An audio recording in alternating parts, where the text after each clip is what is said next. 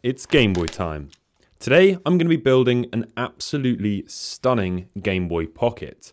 I love building Game Boy Pockets. The Game Boy Pocket is probably my favourite Game Boy to work on. Obviously I love the originality of the DMG and the colour of the Game Boy Color, but the Game Boy Pocket to me has to be my favourite Game Boy, besides the Game Boy Light, but we ain't going to be modding one of those. Come on, let's be serious. Before we go any further, I just want to say a massive thank you to Established Titles for sponsoring this video. Established Titles is a fun way to preserve the natural woodlands of Scotland whilst helping global reforestation efforts. It's a project based on a historic Scottish custom where landowners are referred to as lairds, or lords and ladies in modern English. You can purchase a title pack which will give you at least 1 square foot of land on a private estate in Scotland, and you can even get a cool certificate to show off just how cool you are. What? They plant a tree with every order and work with global charities called One Tree Planted and Trees for the Future to support global reforestation efforts. It's a great last minute gift, and the first 200 people to purchase a title pack will effectively be next to my plot, so we can be neighbours. Who wouldn't want that? You can hear me playing guitar and screaming whilst you're trying to sleep.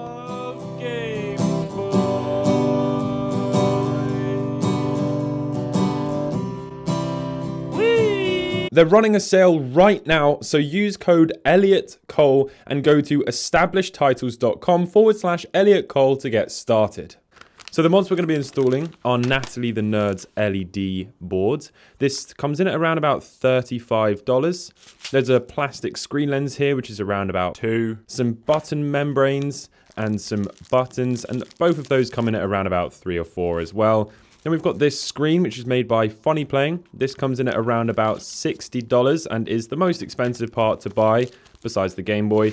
And the replacement shell is going to come in around about $15 and is also made by Funny Playing. So let's start by removing the back off of the Game Boy. There's 3 more Phillips screws inside, which we can then remove to lift out the motherboard.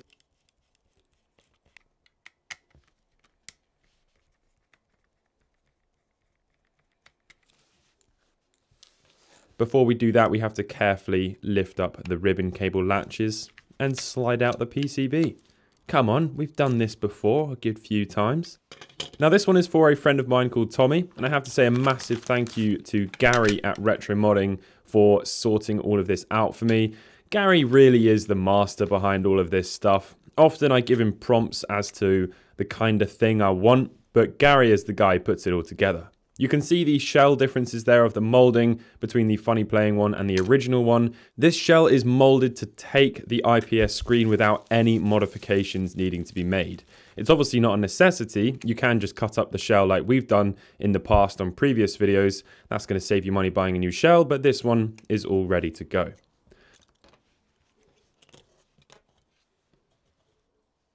Now the screen requires 1 wire to be soldered to it, which is going to provide it with power. That's going to go to this leg on the power switch, and then there's a small pre-cut and pre-trimmed wire which we can solder straight to the ribbon cable, and that is that. We can give it a quick test, plug it in, make sure to close down those latches. There's also another solder point there for the touch sensor, and there's an additional touch sensor included if you wanted to reroute that somewhere else, but the one that's already included on the ribbon cable always does the trick for me. And there we have it. Works perfectly. This screen mod is by far the most elite screen mod we've actually ever had. The brightness of the screen is adjusted via the contrast wheel on the PCB. Think about that.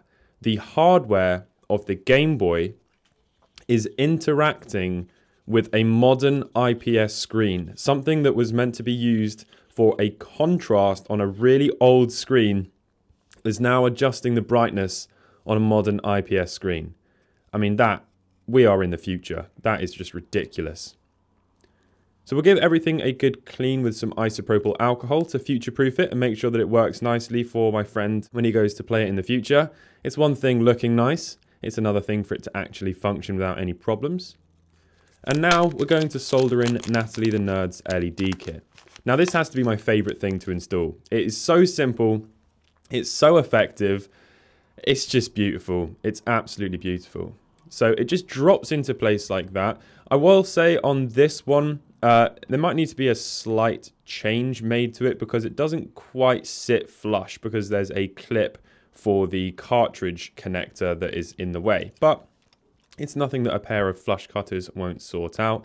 And to be honest with you, probably wouldn't make that much difference anyway. It just helps that when it sits there properly, it's in the right place before we solder it down.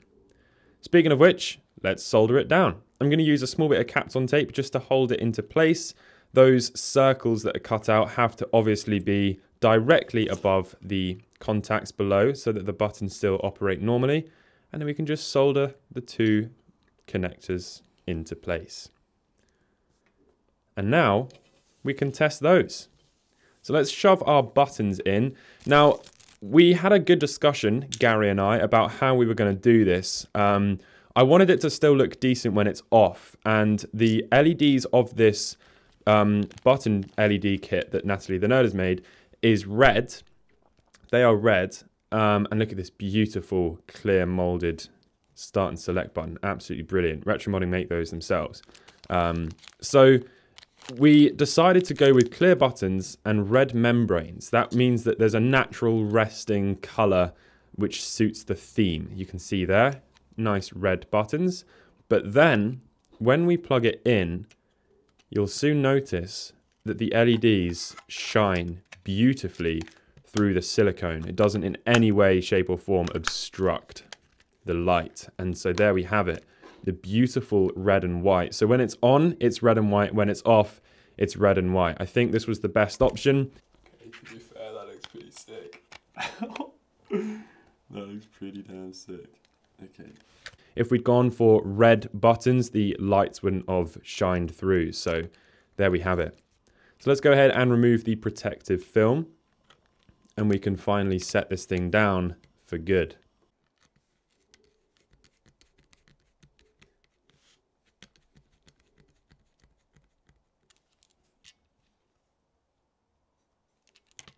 So here's the screen lens going into place. Unfortunately, they didn't have a glass red screen lens, but if one comes in to stock, I will get that replaced for my friend.